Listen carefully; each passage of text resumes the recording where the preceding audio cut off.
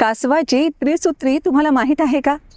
या त्रिसूत्रीचा उपयोग अँगर मॅनेजमेंटमध्ये सुद्धा आपल्याला करता येतो बरं का. नेमकं हेच काय आहे हे आपण या व्हिडिओमधून जाणून घेणार आहोत.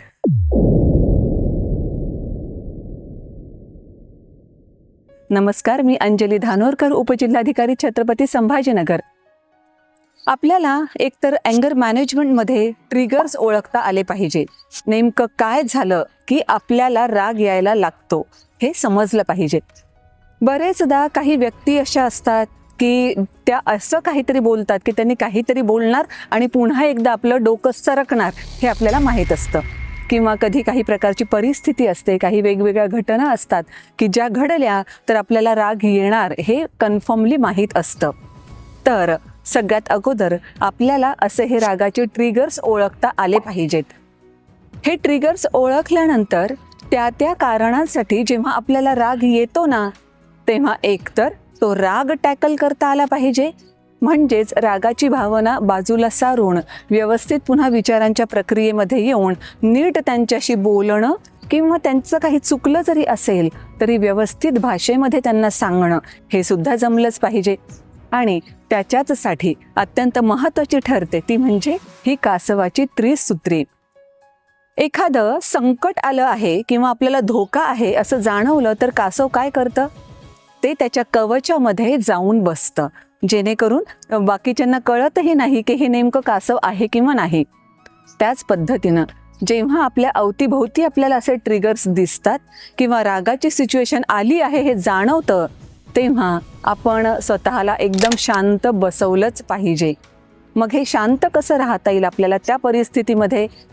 एक तर आपल्याला स्वतःला डिसिप्लिन लावून घेता येईल की असं काही होत असताना मी माझे ओठ उघडणारच नाही, माझं तोंड अजिबात उघडणार नाही.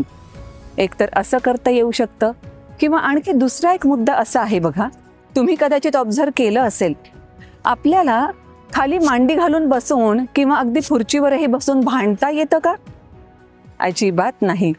आपल्याला म्हणजे आपण खुर्चीवर बसून चर्चा जरी करत असू, या चर्चेचं रूपांतर वादात झालं आणि वाद भांडणामध्ये रूपांतरित व्हायला लागला की काय होतं? आपले हार्टबीट्स एवढे वाढलेले असतात किंवा आपलं ब्लड प्रेशर सुद्धा एवढं वाढलेलं असतं की ही क्रिएट झालेली ऊर्जा आपल्याला, आपण जमिनीवर बसलो असू तर खालून किंवा खुर्चीवरून उठायला भागच पाडते. म्हणजे बसून आपल्याला अजिबात भांडता येत नाही, हे तुम्ही सुद्धा ऑब्झर्व केलं असेल. अदरवाईज आता यानंतर तुम्ही करू शकता. मग अशा परिस्थितीमध्ये आपण स्वतःला ती सुद्धा डिसिप्लिन लावून घ्यायची की आपण बसलेलो असताना आपले बोट त्या जमिनीवर अक्षरशः रुतवून ठेवायचे आहेत, जेणेकरून आपण तिथून जागेवरून उठणार नाही आणि स्वतःला शांत करू शकू. किंवा त्याच्याही पेक्षा महत्त्वाचा मार्ग म्हणजे जसं कासव स्वतःला कवचामध्ये घेऊन टाकतं ना, म्हणजेच त्या धोकादायक परिस्थितीपासून ते दूर जातं, त्याच पद्धतीनं आपण ही रागाची भावना निर्माण करणारी परिस्थिती सोडून थोडंसं दूर अंतरावर निघून जायचं आहे, त्या परिस्थितीपासून दूर. जोपर्यंत धोका टळलेला आहे याची खात्री पटत नाही तोपर्यंत हे कासव कवचामध्येच बसलेलं असतं. त्याच पद्धतीनं जोपर्यंत आपण आपल्या भावनांच्या आवेगातून बाहेर येऊन विचारांच्या प्रक्रियेत आलेलो नाही याची खात्री आपल्याला पटत नाही, तोपर्यंत आपण त्या परिस्थितीमध्ये परत अजिबात यायचं नाही. आणि तिसरं सूत्र कासवाचं आहे ते म्हणजे जेव्हा कासवाला कळतं की आपल्यावरचा धोका संपूर्णतः टळलेला आहे, तेव्हा हे कासव कवचातून बाहेर निघतं आणि चालायला लागतं. जेव्हा आपल्या लक्षात येईल की आता आपण भावनेच्या आवेगात अजिबात नाही, आता आपण विचार करण्याच्या प्रक्रियेत आलो आहोत, त्याच्यामुळे राग अनावर होऊन काहीतरी झालं आणि नंतर पश्चातापाची वेळ आली असं अजिबात होणार नाही. ही खात्री पटल्यानंतर पुन्हा आपण त्या परिस्थितीकडे जायला लागू शकतो, कारण आता आपण रागावणार नाही याची आपल्याला खात्री पटलेली असते.